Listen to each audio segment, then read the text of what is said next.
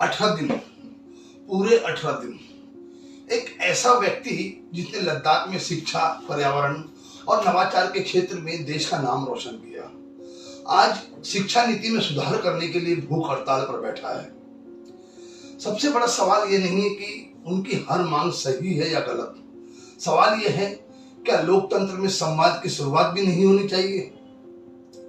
क्या सरकार को अब सोनम वांगचुक से मिलकर बातचीत शुरू करनी चाहिए? आज की इस विशेष रिपोर्ट में हम तथ्यों के आधार पर समझेंगे कि आखिर मामला क्या है, सोनम वांगचुक की हालत कैसी है और पूरा देश इस मुद्दे पर चर्चा कर रहा है। मैं हूं हरीश राज और आप देख रहे हैं देश बोलता है, हर कोना हर जुबान, नफरत नहीं सिर्फ हक की बात। आज की इस विशेष रिपोर्ट में हम बात करेंगे एक ऐसे आंदोलन की जिसने देश भर में चर्चा छेड़ रखी है। देश के प्रसिद्ध नवाचारकर्ता और पर्यावरण कार्यकर्ता सोनम वांगचुक पिछले 18 दिनों से भूख हड़ताल पर हैं और उनकी स्वास्थ्य की स्थिति लगातार चिंताजनक बनी हुई है। सवाल यह है कि क्या अब इस मुद्दे पर सरकार और आंदोलनकारियों के बीच संवाद का समय आ गया है? सोनम वांगचुक कोई साधारण नाम नहीं है। लद्दाख में शिक्षा सुधार, पर्यावरण संरक्षण, जल संरक्षण, स्थानीय तकनीक क्षेत्र में उनके योगदान को देश और दुनिया ने सराहा। वर्षों से हिमालयी क्षेत्र और स्थानीय समुदाय से जुड़े मुद्दों पर काम करते रहे हैं। इस समय उस छात्र आंदोलन के समर्थन में भूख हड़ताल पर हैं जो परीक्षा प्रणाली और पारदर्शिता जैसे मुद्दों को लेकर अपनी आवाज उठा रहे हैं। लगातार अनशन के कारण उनके स्वास्थ्य को लेकर चिंताएं बढ़ रही हैं। डॉक्टर की निगरानी में उनका इलाज और स्वास्थ्य परीक्षण लगातार जारी है।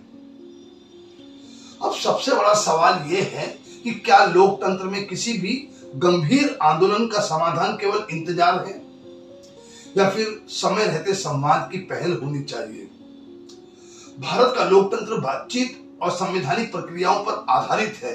इसलिए जब किसी सम्मानित सामाजिक कार्यकर्ता, वैज्ञानिक की सेहत चिंता का विषय बन जाए तब बातचीत का रास्ता सबसे पहले खुलना चाहिए। सरकार का अपना दृष्टिकोण हो सकता है। किसी भी मांग को स्वीकार करना या न करना सरकार का अधिकार है, लेकिन लोकतंत्र की ताकत केवल फैसलों में नहीं बल्कि संवाद में, संस्कृति में भी होती है। यदि सरकार और आंदोलनकारियों के बीच बातचीत होती है तो इससे तनाव कम होगा, समाधान की दिशा में सकारात्मक कदम बढ़ सकते हैं।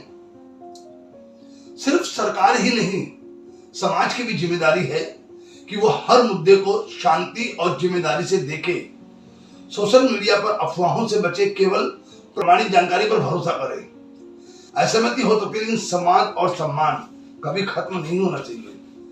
फिलहाल देश की निगाहें इस आंदोलन पर टिकी हैं कि क्या आने वाले दिनों में सरकार बातचीत की पहल करेगी? क्या सोनम वांगचुक की अपील पर कोई सकारात्मक पहल होगी? इन सवालों के जवाब आने वाला समय देगा। फिलहाल हमारी यही कामना है कि सोनम वांगचुक जी स्वस्थ रहें और लोकतांत्रिक तरीके से इस पूरे मामले को शांतिपूर्ण समाधान निकले। आप इस विषय पर क्या सोचते हैं? अपनी राय हमें कमेंट बॉक्स में जरूर बताना।